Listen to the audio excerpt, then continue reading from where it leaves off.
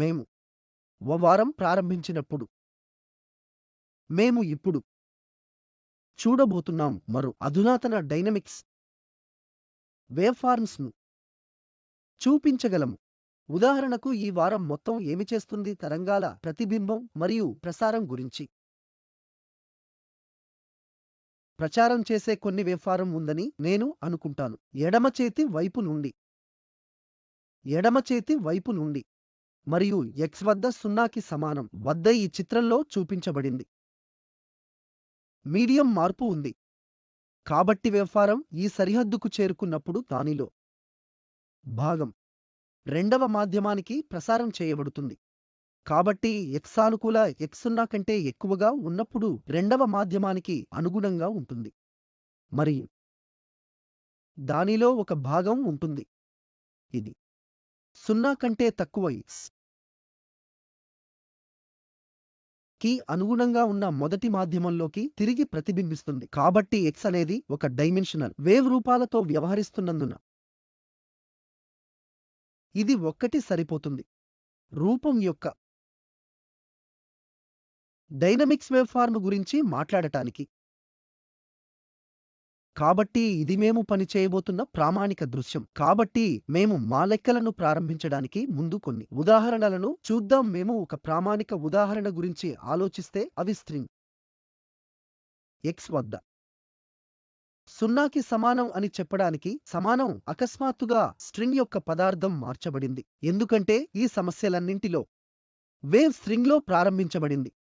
మాధ్యమం string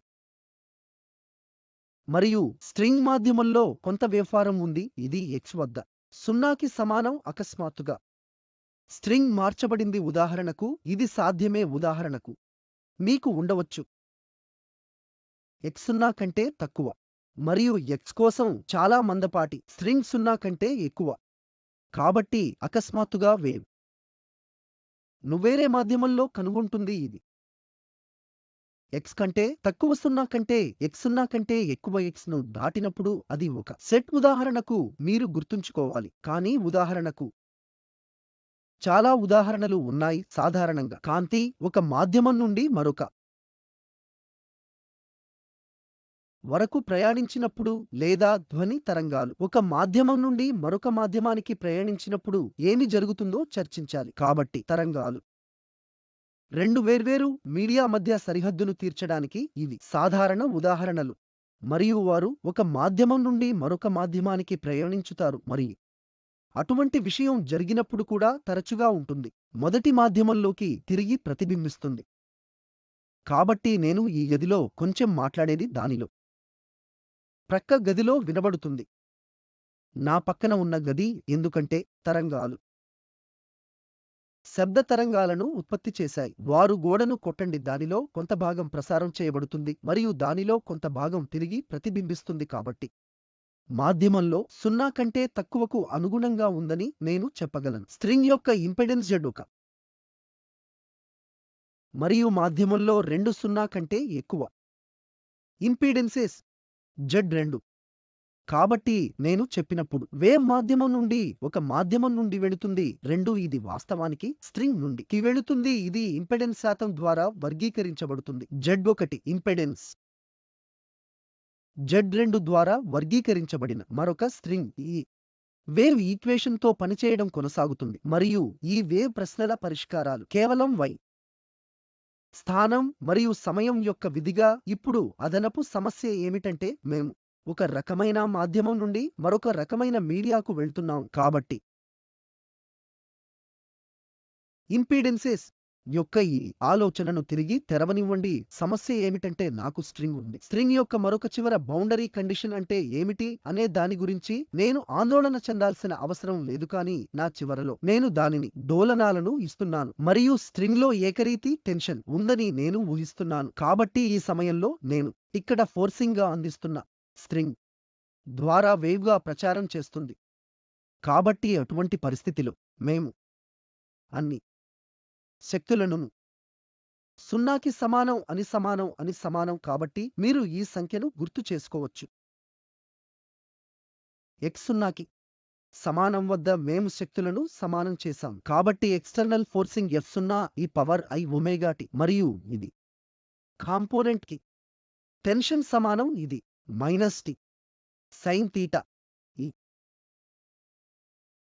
string horizontal తో చేసే కోణం తీటా. ఇప్పుడు మనం సాధారణంగా స్మాల్ యాంగిల్ అప్రాక్సిమేషన్ తో పనిచేస్తాము కాబట్టి సైన్ తీటా సుమారు ట్యాన్ తీటా ఇది delta y by delta X. ఇది స్థానభ్రంశం యొక్క గ్రేడియంట్ కేవలం x0కి సమానం. కాబట్టి మేము ఉత్పన్నం ద్వారా వెళ్తాము. మేము ఈ డెల్టా వైను డెల్టా ఎక్స్ చేత 0కి సమానం. చివరకు ఒక క్వాంటిటీ ఇంపిడెన్స్ ఉందని మేము గుర్తించాము, అది ఇక్కడ. మరియు ఇంపీడెన్సెస్ ఉన్నాయి. రోసి తో గుణించబడింది. మనం ఒక మాధ్యమాన్ని వివరించడానికి ఇంపెండెన్స్ ఉపయోగిస్తే లో ఏ పరిమాణాలు ఉన్నాయి? లీనియర్ సాంద్రత మరియు మరొకటి ఫేస్ వెలాసిటీ కలిసి ఈ రెండు పరిమాణాలు మధ్యస్థ భౌతిక ఇంపీడెన్సెస్ ను వర్ణిస్తాయి. దీనిని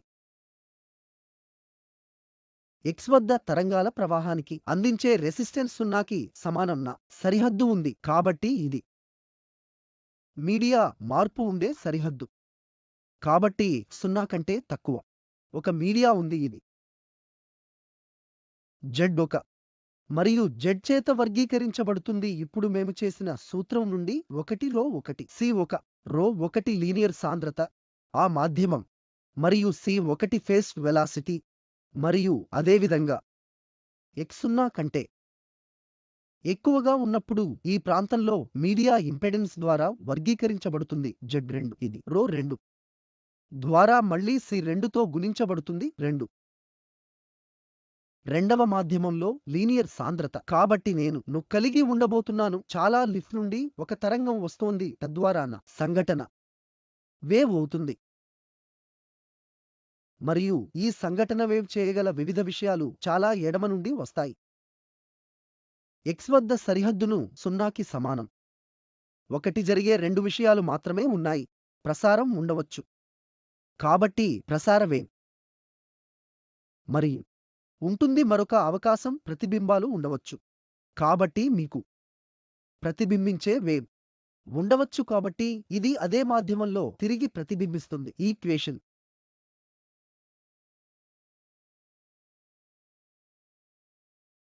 కాబట్టి మనం ద్వారా ప్రారంభమవుతుంది. ఈ ప్రతి భాగాలకు పరిష్కారాలను రాసుకోండి. స్ట్రింగ్ కోసం ఇది జరుగుతోంది. స్ట్రింగ్లో ఏకరీతి టెన్షన్ ఉందని మేము అనుకుంటాము. కాబట్టి సంఘటన వేవ్ని వ్రాయనివ్వండి. కాబట్టి సంఘటన యొక్క ఈ స్థానభ్రంశం ఎప్పటిలాగే స్థానం మరియు సమయం యొక్క పని అని మీరు గుర్తుంచుకోవాలి. కాబట్టి నేను దానిని ఈ పవర్ లో 1గా వ్రాయగలగాలి. I omega T minus SK1x. అదేవిధంగా నేను ప్రతిబింబించే వేవ్ కోసం కూడా వ్రాయగలను. ఇది YR మళ్ళీ స్థానం మరియు సమయం యొక్క పని. కాబట్టి ప్రతిబింబించే వేవ్ విషయంలో ఇది వ్యతిరేక దిశలో వెళుతుంది, తద్వారా x యొక్క గుర్తును మార్చడంలో నాకు ఈ పవర్ ఉంది. I ఒమేగా టికి x గా ఉంది, తద్వారా స్పష్టంగా చెబుతుంది ఇది నుండి కుడికి వెళ్లే తరంగం. మరియు ఇవన్నీ మీడియంలో జరుగుతున్నాయి. 1 x కంటే తక్కువ 0 కంటే. కాబట్టి ఇప్పుడు కోసం పరిష్కారాన్ని కూడా వ్రాయనివ్వండి. ప్రసార వేవ్ ఇది స్థానం మరియు సమయం యొక్క సాధారణ పనిగా ఉంటుంది. ప్రతిబింబించే మరియు ప్రసారం చేయబడిన వేవ్కి ఈ సంఘటన కోసం నేను ఒమేగా యొక్క విలువను ఉపయోగించానని ఇప్పుడు మీరు గమనించవచ్చు. కానీ నేను వేవ్ నంబర్ K1 మరియు K2 యొక్క వివిధ విలువలను మొదటి మధ్యస్థం కోసం మరియు K2కి రెండవ మాధ్యమానికి ఉపయోగిస్తాను. కాబట్టి డోలనం యొక్క ఫ్రీక్వెన్సీ సరిహద్దులో కూడా మారదని మీరు గుర్తు చేసుకోవాలి. అలాగే ఉంటుంది. కాబట్టి కపుల్డ్ సిస్టమ్గా ఒమేగా మీ సాధారణ మోడ్ ఫ్రీక్వెన్సీతో ఉంటుంది. కాబట్టి ఫేస్ వెలాసిటీని మార్చదు. ఉదాహరణకు నేను C ద్వారా సూచించగలను. ఒక ఒమేగా SK1. కాబట్టి మీరు మాధ్యమంలో ఉంటే 2 సంఘటన మరియు ప్రతిబింబించే వేవ్ ఒకే మాదిరి ఫేస్ వెలాసిటీ కలిగి ఉంటుంది. ఒమేగా ఒకే మరియు K1 రెండూ ఒకే విధంగా ఉన్నందున ప్రతిబింబించే వేవ్ కోసం ఫేస్ వెలాసిటీ వేరే విలువ అవుతుంది. కనుక ఇది C2, ఇది ఒమేగా ఉంటుంది SK2. కాబట్టి నన్ను తిరిగి వెళ్ళి ఈ విషయాలు ఇక్కడ వ్రాయనివ్వండి. మా చిత్రంలో ఇది YI మరియు ఇది YR ప్రతిబింబించే వేవ్ మరియు ఇది YT ఇది ప్రసార వేవ్. ఇది కొన్ని సరిహద్దు పరిస్థితులలో ఉంచాలి. ఇది x కంటే తక్కువ ఏమి జరుగుతుందో నిర్వహిస్తుంది. 2 వద్ద ఏమి జరుగుతుంది x0 కంటే ఎక్కువ. కాబట్టి సాధారణంగా మీరు వేవ్ ఒక మీడియా నుండి మరొక మీడియాకు వెళ్ళే ఎటువంటి విషయాలను చూసినప్పుడు మీరు అకస్మాత్తుగా విలువలో మార్పును చూస్తారు. ఎందుకంటే ఇది ఒక మాధ్యమం నుండి మరొక మాధ్యమానికి మార్చబడింది. మన మొదటి సరిహద్దు పరిస్థితులలో సరిహద్దులో స్థానభ్రంశం సరిపోలాలి. సరిహద్దులో స్థానభ్రంశం చెందదని చెప్పడానికి దాని మరొక మార్గం సరిహద్దులో నిలిపివేయబడదు. ఇన్కమింగ్ మరియు అకస్మాత్తుగా ఉత్పత్తి అయ్యే వేవ్ యొక్క స్మాల్ డిస్ప్లేస్మెంట్ మీకు ఉంటుంది. ఇది భౌతికంగా జరగలేని ఇతర వైపు భారీ స్థానభ్రంశం కలిగిస్తుంది. అది సాధ్యం కాదు. రెండవ పరిస్థితి ఇది డైనమిక్ పరిస్థితి అని పిలవబడేది. ఆ బదిలీలు ఫోర్స్ ఇది T గ్రేడియంట్లోకి ఇవ్వబడుతుంది. Delta y by delta x వరకు నిరంతరం ఉండాలి. కాబట్టి మనకు శారీరక సిస్టమ్ ఉంది. అది ఒక మాధ్యమం నుండి మరొక మీడియాకు వెళ్ళే wave path, transmission part, reflection భాగం, ప్రతిబింబం. మరియు మేము ఆ భాగాలలో కోసం పరిష్కారాలను రాసాము. మీరు ప్రతి మీడియాను వివరిస్తారు. మీరు పరిష్కారాలను రాశారు. ఇప్పుడు వాటిని ఒకచోట చేర్చడానికి మనకు యొక్క పాయింట్ ఇంటెగ్రిటీ అవసరం. మరియు ఇది ఈ సరిహద్దు పరిస్థితుల ద్వారా అందించబడుతుంది. కాబట్టి సరిహద్దు పరిస్థితులు రెండూ భౌతికంగా ని ప్రేరేపించాయి. సరిహద్దులో ఉన్న స్థానభ్రంశం ని నిలిపివేయకూడదు. కాబట్టి మేము ఒక పరిస్థితిని ఉంచాము. స్థానభ్రంశం నిరంతరాయంగా ఉండాలి మరియు బదిలీ శక్తిని నిలిపివేయకూడదు. అది నెట్ ఫోర్స్ అయితే కాబట్టి మేము ఆ పరిస్థితిని నివారించాం మరియు బదిలీల శక్తి నిరంతరాయంగా కూడా ఉండాలి అనే షరతును ఉంచాం. సరే, ఇప్పుడు మేము మీ సమీకరణాలపై షరతులను వర్తింపజేయడానికి వరకు ఏర్పాటు చేయబడ్డాం. తద్వారా మొదట స్థానభ్రంశం సరిపోలాలని చెబుతుంది. ఇది ఈ క్రింది వాటిని సూచిస్తుంది. కాబట్టి నేను ఈ సమీకరణాలలో 0కి xను సమానంగా ఉంచవలసి ఉంటుంది. మరియు మీరు చూడగలిగినట్లుగా అది నాకు ఒక e⁻i ఒమేగా ప్లస్ 2 సార్లు e⁻t రెట్లు ఎక్కువ e⁻i ఒమేగా t మరియు వాస్తవానికి పవర్ నేను ఒమేగా ను రద్దు చేయవచ్చు.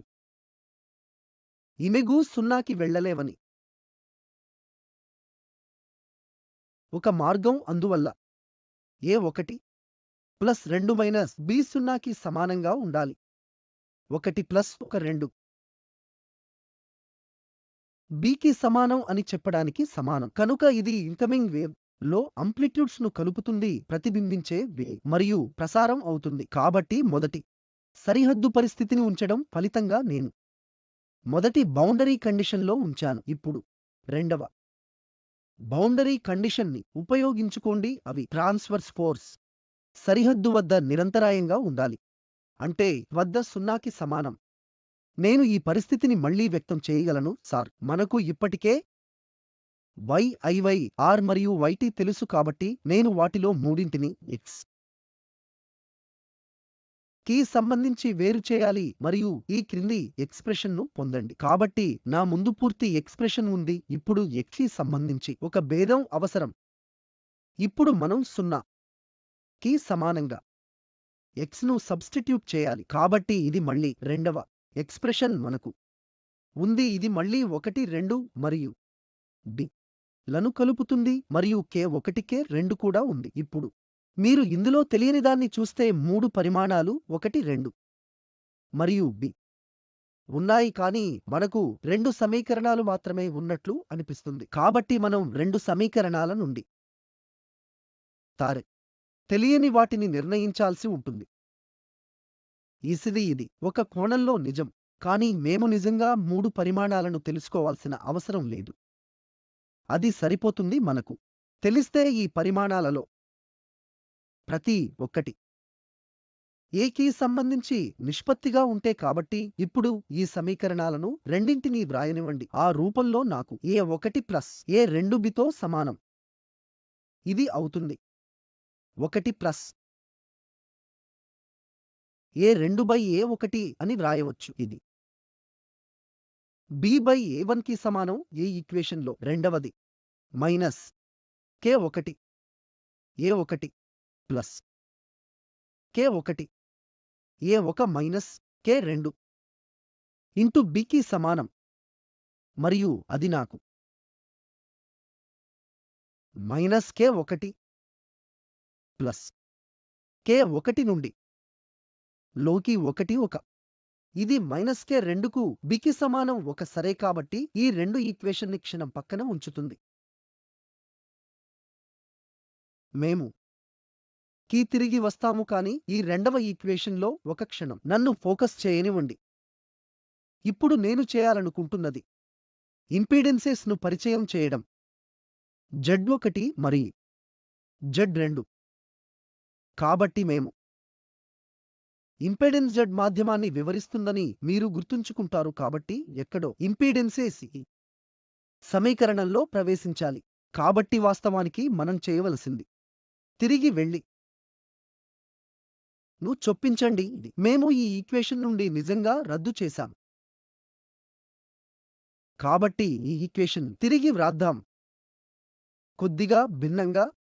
కాబట్టి నేను అంతటా T గుణించబోతున్నాను. ఇది స్ట్రింగ్ మరియు ఇది ఏకరీతి టెన్షన్ K ఒమేగా ద్వారా ప్రత్యామ్నాయంగా C1 మరియు K2 ద్వారా సబ్స్టిట్యూట్ గా ఒమేగాను ద్వారా సబ్స్టిట్యూట్ గా ఉంటుంది C2. కాబట్టి Z1 Z2 మరో 2 ఇంపీడెన్సెస్ 2 మీడియాలో. ఇప్పుడు నేను ఒమేగాను రద్దు చేయగలను మరియు దానిని కొద్దిగా భిన్నంగా తిరిగి వ్రాయగలను. నేను Z1 సాధారణ పడుతుంది, కాబట్టి అది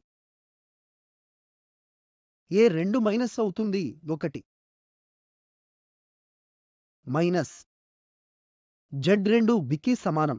కాబట్టి ఇప్పుడు నేను ఏ అంతటా విభజించాను. ఈ ఈక్వేషన్ 1 మైనస్ గా మారుతుంది ఏలో 2 నుండి ఏ. ఒక Z2 నుండి Z2 నుండి B బై A1. ఇప్పుడు నాకు ఈక్వేషన్ ఉంది. ఈ పాయింట్ నుండి నేను ఒక పరిస్థితి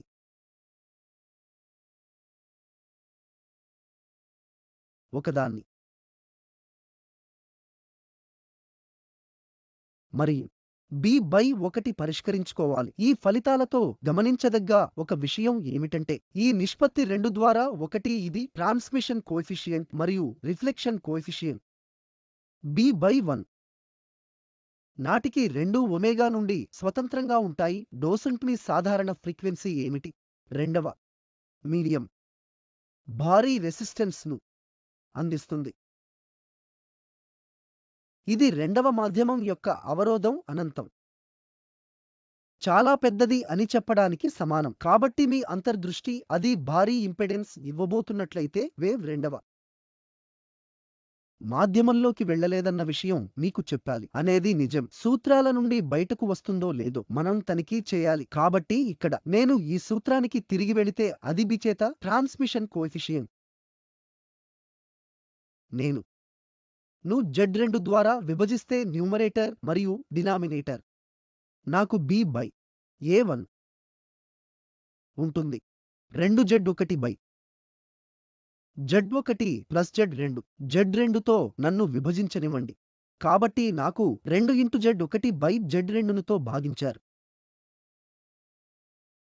Z1 బై Z2 ప్లస్ 1 మీరు పరిమితిని తీసుకుంటే z అనంతానికి వెళ్తుందా? నేను లవములో 0 పొందబోతున్నాను మరియు z ద్వారా 1 0 ప్లస్ 1 అవుతుంది. కాబట్టి నేను 0ను ఒక్కొక్కటిగా పొందబోతున్నాను. ఇది 0కి సమానం. కాబట్టి ట్రాన్స్మిషన్ కోఎఫిషియెంట్ 0 2 అనంతం అని అది చెబుతుంది. చాలా ఒక ప్రసార వేవ్ ఉండాలని మన అంతర్దృష్టితో ఒక రకమైన అంగీకరించబడుతుంది. రెండవ మాధ్యమం అనంతమైన ఇంపెడెన్స్ z2 వద్ద అనంతానికి వెళుతుంది. ఇది ఒక సాధారణ వ్యాయామం. లవం మరియు డినామినేటర్లో z2 ద్వారా విభజించబడింది. a2/a1 మీకు ఇస్తుంది. z1 మైనస్ 2ను తో చెప్పండి z1 ప్లస్ z2 మరియు నేను z2 ద్వారా విభజిస్తే అది 0 మైనస్ 1 0 ప్లస్ 1 ద్వారా విభజించబడింది మరియు అది నాకు -1 ఇస్తుంది. కాబట్టి a2 మైనస్ a కి సమానం. కాబట్టి ఒక 2 ప్రతిబింబించే ఆంప్లిట్యూడ్ మరియు a1 ఇన్కమింగ్ వేవ్ యొక్క ఆంప్లిట్యూడ్. కాబట్టి ఇక్కడ ఏదీ ప్రసారం చేయబడదు, ప్రతిదీ ప్రతిబింబిస్తుంది మరియు అటువంటి ప్రతిబింబం జరిగినప్పుడు పై యొక్క ముఖం మార్పు ఉంటుంది. కాబట్టి ఈ సమస్యలో మనం ఇక్కడ చూస్తాం. కాబట్టి మొత్తం వేవ్ ప్రతిబింబిస్తుంది. z అనంతానికి మొగ్గు చూపినప్పుడు పరిమితిలో ఏదీ ప్రసారం చేయబడదు. r -1 మరియు t 0 అని చెప్పండి. ఉదాహరణకు ఇది x 0కి సమానం మరియు నాకు ఆర్బిటరీ వేవ్ ప్యాకెట్ ఉంది లాగా కనిపిస్తుంది. ఇది ఈ దిశలో వెళుతుంది. అది నా సంఘటన తరంగం మరియు అది సరిహద్దును తాకినప్పుడు ఒకవేళ z2 అనంతం మరియు z1 ఇంపెడెన్స్ యొక్క కొంత విలువను మనం చూస్తాం. కాబట్టి ఈ వేవ్లో భాగం ఇప్పటికే ప్రతిబింబిస్తుంది మరియు ఇది మైనస్ గుర్తుతో బయటకు వస్తుంది మరియు తరువాత ఇది సరిహద్దుతో సంభాషించింది వేవ్ లాగా కనిపిస్తుంది మరియు ఇది ఈ దిశలో ప్రయాణిస్తుంది. కాబట్టి నేను ఇక్కడకు గీసినది ఇది సరిహద్దుతో సంభాషించినప్పుడు ఏమి జరుగుతుంది మరియు ఇవన్నీ జరిగిన చాలా కాలం తరువాత ఒక అవుట్గోయింగ్ వేవ్ మాత్రమే ఉందని మీరు గమనించవచ్చు. ఇది ఖచ్చితంగా ఇన్కమింగ్ తరంగం వలె ఉంటుంది కానీ ఆంప్లిట్యూడ్ యొక్క సైన్ మార్చబడింది. కాబట్టి z2 అనంతం అయితే z2 అనంతం కాకపోతే ఈ వేవ్ కాకుండా రెండవ ప్రాంతంలోకి వెళితే, మరో మాటలో చెప్పాలంటే ఈ సంఖ్య వంటిదాన్ని గీశారు. ఇది నా ఇన్కమింగ్ వేవ్ మరియు బౌండరీ తో సంభాషించేటప్పుడు కంటే ఎక్కువ దాటి ఉన్న ఒక భాగం వేరే ఆంప్లిట్యూడ్ మరియు ఇలాంటి ఒక భాగం. కాబట్టి ఇక్కడ చిన్న ఆంప్లిట్యూడ్ వేవ్ ఉంటుంది మరియు ఇక్కడ మరొక చిన్న ఆంప్లిట్యూడ్ వేవ్. ఇక్కడ ఈ సరిహద్దుతో సంభాషించినంత కాలం ఒక భాగం ఉంది. ఇది ఈ దిశలో పయనిస్తుంది. అప్పుడు అది బహుశా చిన్న ఆంప్లిట్యూడ్తో వేవ్ ని ప్రసారం చేస్తుంది మరియు ఈ దిశలో కదులుతున్న మరొక విషయం సంఘటన కంటే చిన్నది.